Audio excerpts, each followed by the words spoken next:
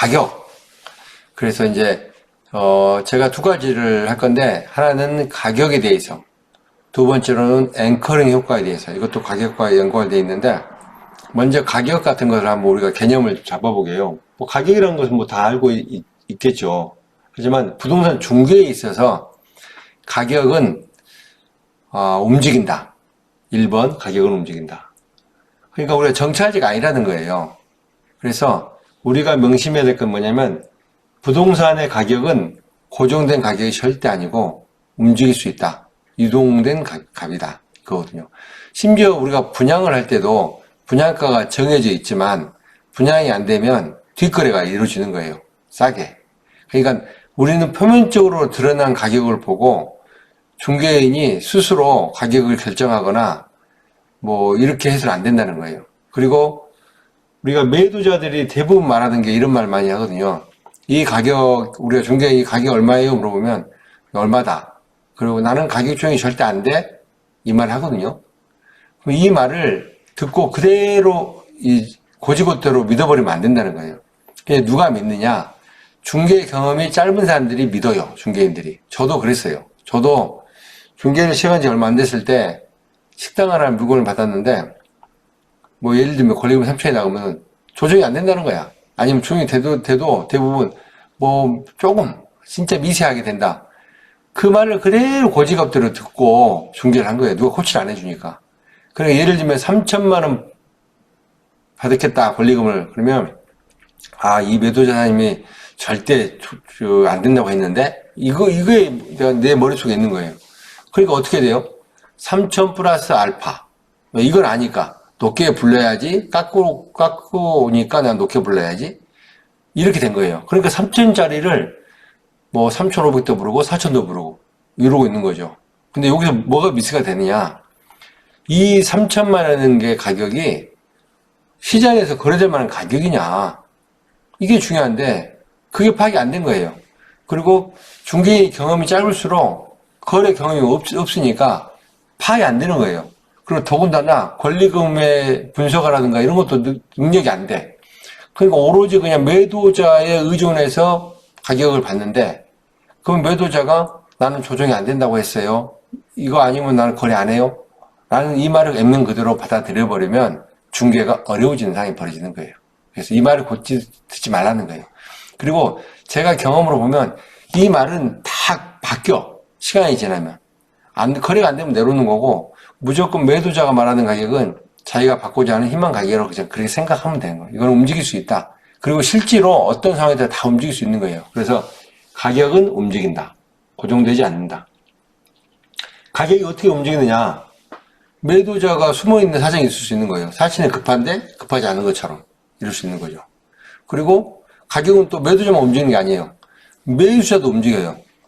나는 얼마 해주세요 그랬는데 사실은 마음이 들었어. 그리고 예를 들면 다른 사람이 그걸 계약을 하려고 그래. 근데 매수자가 자기가 아무리 둘러봐도 이만한 물건이 없어. 그러면 자기가 깎는 것보다 이걸 해주고 들어가야 되겠다 생각을 하는 거예요. 내심.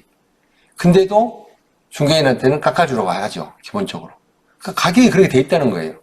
그리고 시장 상황에 따라서 가격을 움직일 수 있는 거고. 그래서 여러 가지, 그 이외에도 또 여러 가지 가격이 움직이는 상황이 있을 수 있어요. 그래서 가격은 고정되어 있고 움직일 수 있다는 생각을 중개인이 항상 하라는 거. 그래서 초보 중개인이 실수하는 게 매도 희망가를 그대로 브리핑을 하는 경우가 대부분이다. 그러니까 이럴 때 실패하게 된다. 라는 거예요. 일단 가격이 움직인다. 자, 이제 이게 우리가 이제 가격을 조정할 때 우리가 어떤 걸 봐야 되냐면 가격에는 단위가 있어요. 가격은. 그래서 이 사람들은 가격을 절대값이 아닌 구간과 기준으로 인식을 하는 게 있다는 거예요. 이게 가격이. 이거 무슨 말이냐면 제가 예를 들면은 1200만 원을 제시를 했어요. 중개인이 1200만 원. 아니면 매도인이 1200만 원을 제시했어도 돼요. 가정했을 때. 그러면 1200만 원을 들었을 때 어떤 생각을 하게 되냐면 200만 원은 깎아야지? 200만 원은 조정할 수 있겠지? 이 생각 그냥 드는 거예요. 그냥. 그 1200을 불러도 거의 심리적으로 다가오는 가격은 1000만 원이 될 수 있다. 이게 심리적으로 그렇게 돼 있어요. 그러니까 1000만 원이 기준가격이 될 가능성이 높다. 이게 무슨 말이냐? 그러면은 1000만 원을 부르면 당연히 200은 그냥 붙어가는 가격인데 그거는 이게 삭제가 될 수 있는 가격이 선이다라고 보는 거예요. 그러면 이제 반대로 예를 들면 2천만 원 부분 볼게요. 2천만 원을 불렀어요. 그러면은 이게 지금 1000단위로 움직이니까 뭐냐면 1000 다음에는 뭐예요? 2000이잖아요. 이런 식으로 간다는 거예요. 1000, 2000, 3000. 그러면 심리적으로 중간 단위를 생각하게 돼 있어요, 사람이. 그럼 그 단위가 또 1500이요. 그러니까 이게 만약에 억 단위로 가면은 1억, 2억, 3억. 그러면 중간이 1억, 1억 5천, 2억, 2억 5천, 3억. 그렇게 가는 거예요. 그러면 사람들이 생각할 때 그런 인식이 돼 있다는 거예요. 왜 그러냐면 이 인식이 어디가 있냐면 시장에 가서 어머니들이 장사한다고 보면은 예를 들면은 제가 간단히 예를 들어 10,000원짜리다. 10,000원에 사세요. 그런데 여기서 사는 사람이 5,000원에 해줘요. 그러면 어떻게 돼요? 신랑이 버리다가 그러면 서로 양보하다 보면 중간선에 잡힌다는 거죠. 거의 그런 인식이 되는 거예요. 이게. 그래서 우리의 중개인이 알아야 될 게 뭐냐면 가격을 제시를 할 때 어떤 가격을 제시를 해야 될 것인가를 생각을 할 때 단위를 미리 생각하고 제시를 해야 되는 거예요. 무작정 제시하면 안 돼요. 그러니까 1200을 제시할 것 같으면 아무 의미가 없는 1200이 되는 거예요. 1200 제시했어. 매수인은? 이건 1000만 원 당연히 되는 거 아니야? 1000만 원 해주세요. 아닌데요. 꼭 1200 받아야 되는데요. 그게 안 먹힌다는 거예요. 아니, 그럼 1200 부르는데 200 깎아줘야죠. 이 인식이 돼 있는 거예요. 근데 그걸 만약에 방지하려고 하면 최소한 1200은 불러야지. 그래야 1200을 부르면 500을 깎으면 1000이 되는 거잖아요. 그죠? 이렇게 된다 이거예요. 아니면은 1000이 안 되면은 이제 1000과 1200 사이가 되는 거고. 그래서 1200을, 예를 들면 1200을 부를 것 같으면 2000을 많이 불렀어. 그럼 어떻게 되냐면 이제 1000만 원을 받아야 한다고 치면 2000을 부르면 1000만 원을 업을 시켜본 거잖아요. 그러면은 이 구간이 넓어지잖아요. 이게. 그럼 중개라는 건 뭐냐면 구간을 넓힐수록 중개가 쉬워지는 거예요. 이게. 매도인과 매주인 사이에 조정할 수 있는 폭이 넓혀져야 된다. 그러니까 우리가 생각을 하라는 거죠. 어떤 구간에서 가격을 던지면 어떻게 될까? 예상을 해보라는 거예요. 그러니까 내가 어떤 가격을 던질 때 그냥 무조건 뭐 1200만 원입니다. 1300입니다. 이렇게 던지려고 하는 거예요. 다시 한번 내가 질문해 볼게요. 자, 1800을 불렀어요. 그러면 어떤 거냐면 1800은 어디에 가까워요? 얻는 생각할 때? 1800은 2000에 가깝죠? 네. 예, 그런 거예요. 1800을 부리면 이거는 2천만 원의 생각이 든다니까. 이게. 근데 1800을 부르니까 이게 1000까지 내려오기는 800까지 되니까 멀게 느껴지는 거고. 근데 1800을 불렀으니까 1500까지는 가깝게 느껴지니까 1500은 그냥 해주세요라고 말이 나올 수 있는 거고. 그러죠. 이해되죠?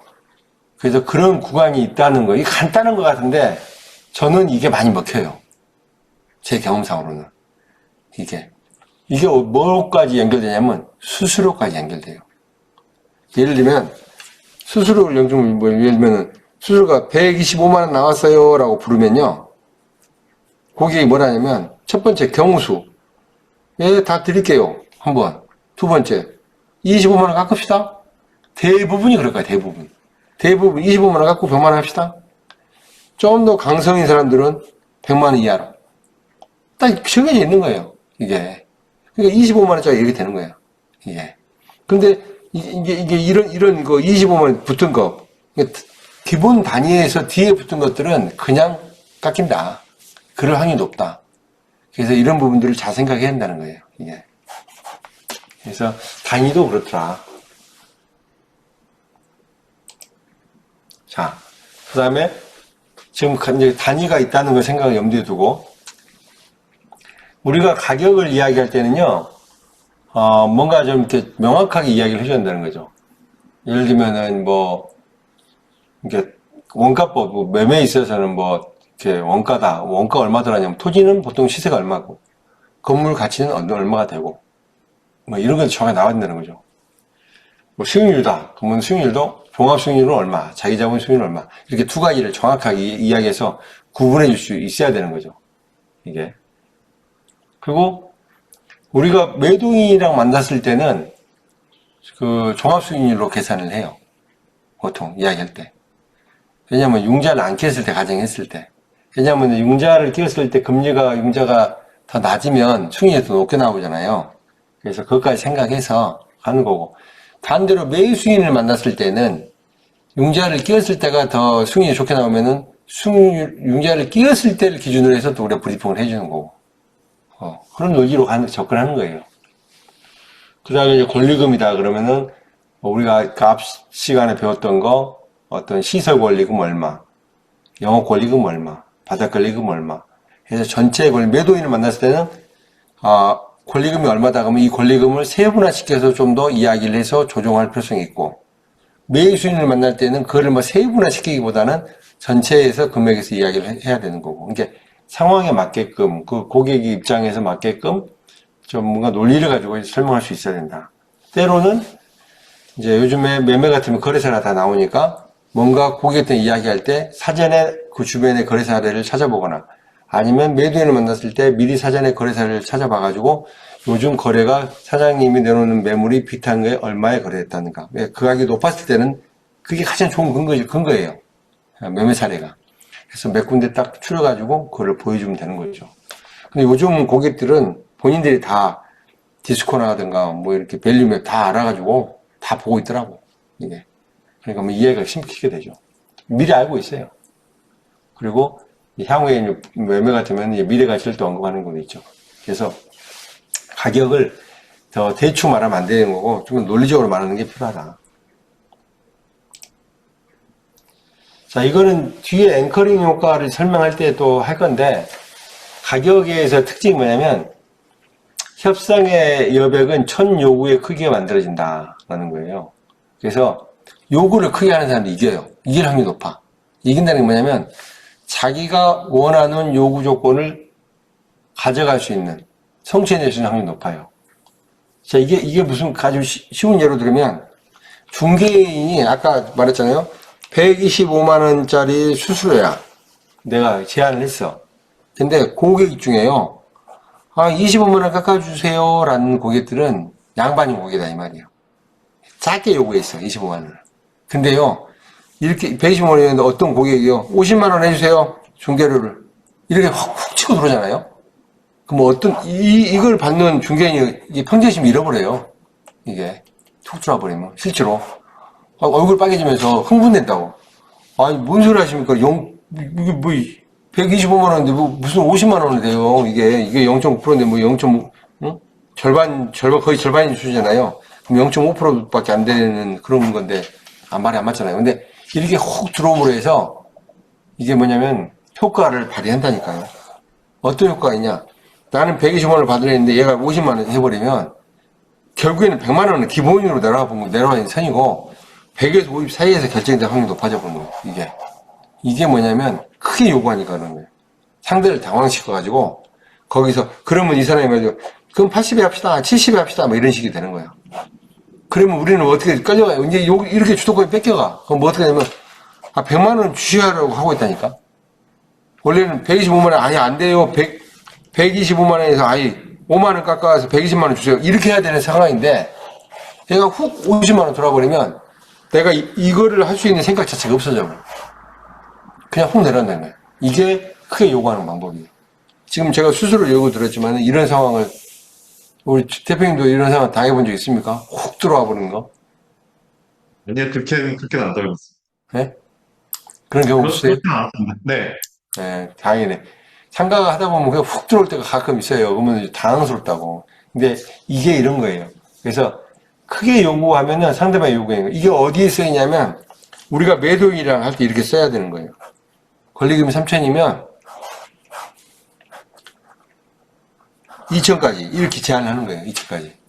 그러면 매도인이 얼굴이 갑자기 흥분 상태로 든다고.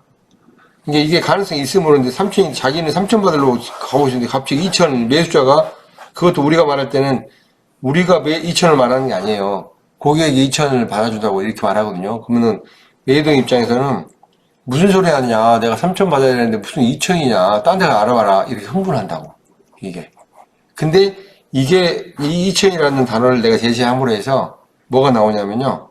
고객의 반응이 정확히 나타나요. 아, 진짜 이 사람은 3천을 고집하는구나. 3천에서 얼마 정도 조정이 될 수 있는구나. 근데 의외로 이게 훅 들어가면은 이 고객이 예상치도 않는 반응이 나올 수 있어요. 아, 2천 너무 했는데 하면서 그러면 2,500까지 뭐 좀 받아줄래요? 라든가 이렇게 훅 답이 나와본다니까 이게 이럴 수 있다는 거예요. 그래서 크게 요구하는 게 굉장히 효과를 많이 발휘해요. 그래서 양보 여지가 생기는 거죠. 그래서 근데 반대로 이제 반대에서 들어올 때는 우리는 저지를 해야 되는 거예요. 이게 당황하지 말고 하여튼 그건 안 됩니다. 힘듭니다. 그래서 가격을 이렇게 현장에서 안내하고 가격 조정해 주세요로 갈 때 중개인들이 예, 알겠습니다. 노력해 볼게요. 이렇게 너무 쉽게 가버리면 안 되는 거예요. 그러면 설령 그게 가격 조정이 돼도 고객이 생각할 때는 너무 쉽게 됐는데 내가 가격 조정을 더 내렸어야 되는 거 아닌가 하는 생각을 하게 되는 거예요. 이게. 그래서 우리는 저희선을 항상 피고 사장님 원하는 가격이 좀 어려울 수 있습니다라는 인식을 주고 내가 최대한 더 노력을 해서 사장님 가격에 근접하도록 노력을 해보겠습니다 정도로 가야 되는 거예요. 이게. 근데 이게 초보 중개인들 중에서 많이 미스하고 실수하는 게 지금 뭐냐면 가격 조정해주세요 그러니까 너무 빨리 답을 주는 경우가 의외로 있어요. 보니까 할 것 같거든. 그래서 내가 그 페이스를 잃어버려요. 훅 줘버린다고. 근데 고객이 안 해, 답을. 아니면 다른 조건을 또 주라고 하고. 그러니까 일이 굉장히 힘들어지는 거예요. 나중에 말씀드리겠지만은 최종적인 가격은 절대 안 주는 거예요. 예. 우리가 일괄 타결로 해야 되기 때문에 가격만 있는, 중개를 하는 것은 크게 말해서 가격과 조건이 있으니까 가격 하나 다 맞추고 나서 조건 맞춰야지 이게 아니라는 거예요. 아니면 조건 다 맞추고 나서 가격 맞춰야지 이것도 아니라는 거예요. 어차피 고객 입장에서는 두 개를 다 맞춰야 계약을 하는데 중개인이 입장에서는 이 두 개를 믹스해서 일괄적으로 끌어내야 되는 거고 가격을 양보를 시켰으면 조건을 좀 더 확보해 내는 거죠. 조건을 맞춰줬으면 가격을 좀 높인다든가 가격을 조정하든가 이거를 써먹어야 돼. 중개라는 게 다른 거 없어요. 내가 써먹을 수 있는 게 뭐가 있어요. 다른 게 없지 뭐 뻔한 어떤 시장 상황인데 그걸 내가 억지로 임대를 할 수는 없는 거고 결국에는 매도인의 요구 조건, 매수인의 요구 조건이 다른데 이 다른 걸 가지고 내가 맞춰 나가는 건데 이거를 모르는 거지. 상대방들이 서로 간에 매도인과 매수인이. 그러니까 내가 알고 있는 거지. 그래서 사장님 이거를 원하면 매도인 사장님 이걸 원하면 매수인 사장님은 이거 좀 어렵다고 했는데 제가 노력해 볼게요. 대신 사장님 이거 맞춰주면 사장님 이걸 좀 양보해 주실래요? 이런 식의 돼야 되는 거예요. 이게 리드가. 그래서 무작정 먼저 가격을 맞추고 시작한다. 절대 아니다. 그래서 이런 부분이 있다는 거예요. 그래서 자 어쨌든 여기서는 크게 요구를 해라. 일단은. 근데 중개를 처음 하시거나 이제 경험이 많은 사람들은 이제 이게 자연스럽게 되는데 요구 조건을 크게 못해 또. 양심이 바른 경우도 있고 이런 경우도 있을 수도 있고 왠지 그게 안 될 것도 같고 근데 그렇게 생각하지 말라는 거예요. 아까 말했잖아요. 다시 처음 들으면 가격은 얼마든지 움직일 수 있는데 그 사람과 나와 처음 만난 지가 얼마 안 됐거든요. 매도인이랑 매수인도 그렇고 그러니까 모르는 거예요. 절대 그 사람 속내를 알 수가 없어. 알 수가 없고 말 몇 마디 나온 걸 가지고 붙들고 내가 뭔가 하려고 하지 말고 그냥 때로는 내가 점검하는 차원에서 가격이나 조건이라든가 이런 것을 과감하게 던져보라는 거예요. 그리고 중개인은 장점이 뭐가 있냐면 매도인과 매수인이 떨어져 있기 때문에 핑계를 댈 수가 있어요. 사장님 이거 매수인이 뭐 이런 거를 내가 전달하는 입장에서 반대로 또 내가 매수인한테 매도인의 입장에 전달하는 입장에서 이렇게 전달해서 너무 크게 불쾌하게 느낀다. 그러면은 사장님 편을 들어줘야지. 그러면 그래서 그거는 저도 생각했을 때 좀 어려운 것 같습니다. 라고 이야기를 해주면 돼요. 그러니까. 그래서 얼마든지 그렇게 조정을 해줄 수가 있어요. 근데 너무 곧대로 정직하게 한다 해서 이게 되는 건 아니다. 이 말이에요. 이 중개라는 게. 왜 그러냐. 심리적으로 매도인과 매수인이 모르는 사람에게 붙었으면 이기고 싶은 게 당연한 거예요. 그래서 협상을 하는 거예요. 내가 원하는 요구 조건이 쟁취가 돼야 이긴다고 생각하거든요. 근데 계약하려고 하는 거고. 내가 받고자 하는 가격의 조건이 들어와줘야 하는 거야. 근데 나만 일방적으로 양보를 해서 계약을 한다 그러면 그런 마음이 있을지라도 속으로는 좀 뭔가 찝찝해. 그리고 내가 굉장히 좀 지는 것 같아. 그리고 일방적으로 내가 양보를 당해서 계약을 하게 되면 중개인한테 굉장히 서운함을 느껴요. 이 중개인은 쫓아펴는 중개를 하네. 이런 거예요. 그래서 중개인은 말을 할 때가 굉장히 중요해요. 선뜻 이렇게 내가 어떤 말을 막 너무 한쪽 편에 선 듯한 그런 제스처라든가 그런 말을 하면 안 되는 거예요. 이제. 왜냐면 둘 다 똑같은 고객이거든요. 그리고 둘 다 나에게 중요한 고객이고 또 수수료를 양쪽에서 받아야 되니까. 그래서 그런 부분. 그래서 중개인은 항상 자기를 위해서 열심히 해주는 중개인이다라는 인상을 가지고 가는 게 정답이죠. 이게 일반적으로 하기보다는. 자, 다섯 번째로는 자 이렇게 크게 요구를 해서 뭐 양보를 받아냈단 말입니다. 그러면 양보를 받아냈으면 그에 대한 기본 혜택 다른 걸 줘야 돼요. 그러니까 똑같은 원리예요. 양보를 받아냈어. 그러면 상대방한테 뭘 받아다가 뭘 줘야 될지를 내가 알고 있어야 되는 거죠. 그래서 중개는 사전에 리스트 작업이 돼야 돼. 아, 이 사람이 요구하는 작업, 뭐를 요구하는지, 뭘 요구하는지. 그러니까, 매도인 만났을 때 우리가 물건 받을 때부터 잘 받으라는 이유가 이제 여기서 나오는 거예요. 그때 내가 고객 입장에서 미리 사전에 매물을 잘 분석해서 딱 정리를 해놔야 돼. 그래야 난 매도인을 알고 있는 거고, 물론 100% 안 됐으면 또 중간에 물어볼 수 있겠습니다만은, 이런 상태에서 내가 매수자랑 상담이 이루어져야 핸들링이 가능한 거예요. 아, 매수인이 뭘 요구하는구나. 나는 매도인이 뭐를 요구했는지를 나는 알고 있는 거지. 그래서 내가 대신 상담이 이루어지는 거예요. 대신 나는 100% 매도인이 다 알고 있는 것처럼 상담 안 해요. 그거는 제가 다시 한번 여쭤봐야 되겠습니다. 알고 있을지라도. 예를 들면, 보증금이 예를 들면은 2천만 원인데 1,000만 원까지도 조정될 수 있는 여지가 있어요. 예를 들면. 그렇지만 나는 처음부터 중개인이 사장님 물어보지 않았는데 보증금은 2천인데 제가 이야기하려다 1,000만 원까지 해드릴 수 있을 것도 같네요. 이런 말을 하지 말라는 거예요. 그렇게 말해버리면 그거는 당연한 거지. 그렇게 말하면 그래요? 그렇게 해주라고 그러지 뭐. 근데 그걸 해줄 때에서 중개인이 노력했다는 게 티가 전혀 안 나는 거예요. 그냥 나는 그 말 감춰놓는 거지. 근데 뭔 이야기를 쭉 하다 보면, 아, 보증금이 좀 조정이 됐으면 좋겠다라는 뉘앙스가 오거나 했을 때, 그러면 제가 사장님 그러면 이런 조건을 좀 사장님 좀 이렇게 하시고, 제가 보증금이 좀 그러면 그거는 제가 임대인을 만나서 다시 한번 이야기를 해보고, 한번 조정을 해보는데 어느 그 여지가 돼요? 어느 정도까지 낮춰주면 될까요? 뭐, 아유, 뭐, 1,000만 원이 좋고요. 1,000만 원 좀 어려울 수도 싶은데, 한 500까지도 가능한가요? 아, 그럼 500이 더 좋죠. 뭐 이런 식의 대화가 되는 거예요. 근데 내가 그래가지고 나중에 1,000만 원을 맞춰주면서, 대신 사장님, 이러이러한 조건은 이렇게 합시다. 그러면은 그냥 수긍이 된다고. 이게. 근데 처음부터 그냥 내가 있는 거 모든 조건은 그냥 다 매도인이 갖고 있는 거를 보따리를 다 풀어놔버리면, 내가 할 수 있는 거 아무것도 없고, 매수인이 선택하는 대로 매수인이 계속 이제 따라가는 거죠.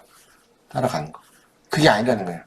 중개의 리드라는 것은 내가 이 사람한테 요구하는 걸 파악해서 뭐를 갖다 줄까? 그리고 뭐를 좀 양보를 받아낼까? 이것을 아는 게 중개예요. 이거를. 이제. 근데 대부분 요구 조건이 다르지 않아요. 거의 비슷해요. 그러니까 물건마다 비슷하다고 다들. 그러니까 중개를 이제 하다 보면은 이제 파악이 되죠. 이 매물은 매도인이 요런 거를 내가 좀 체크를 해놔야 되겠다. 그리고 내가 미리 다 물어볼 게 이런 거 물어보는 걸 했잖아요. 그러니까 매도인한테 물건 받을 때부터 렌트프리 줬나요? 사장님 받으셨나요? 그럼 렌트프리 상황을 내가 파악을 하고 있는 거지, 내가. 그러면 예를 들어 한 달을 줄 수도 있고 보름도 줬다, 일주일을 줬다. 그럼 내가 알고 있으니까 매수인 만났을 때 이 사람이 렌트프리를 한 달 요구한다.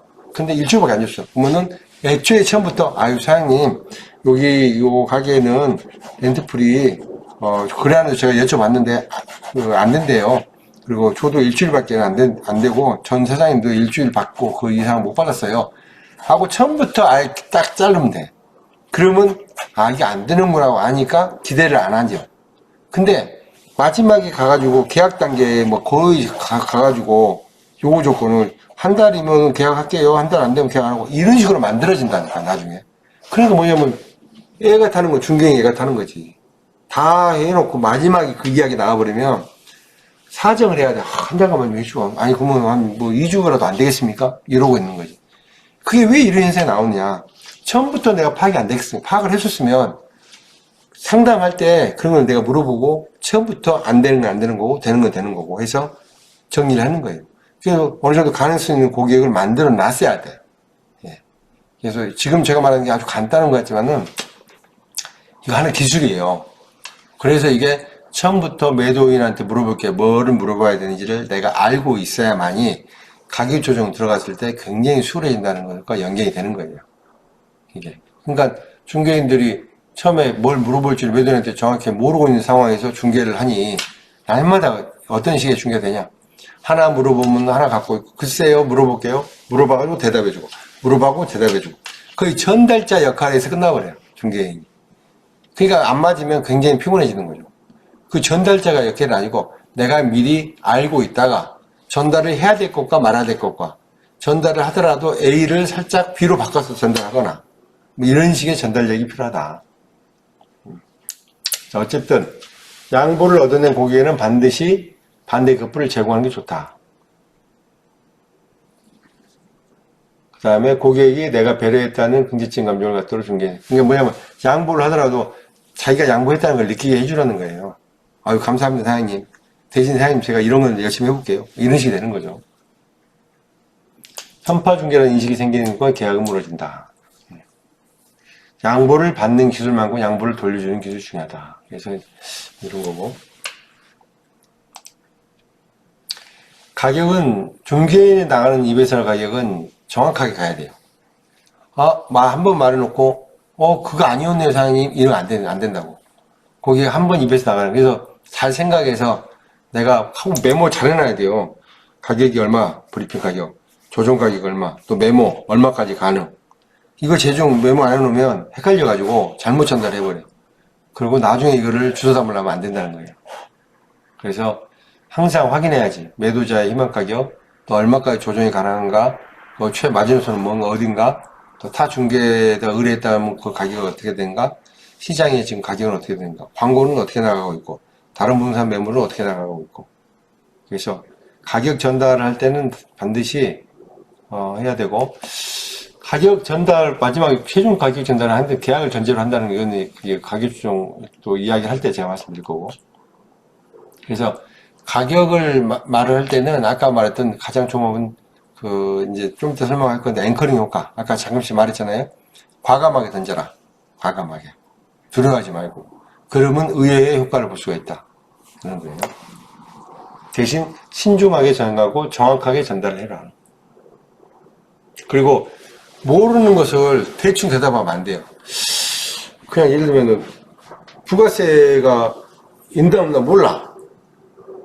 근데 있겠지요? 뭐 이런 거 안 된다는 거예요.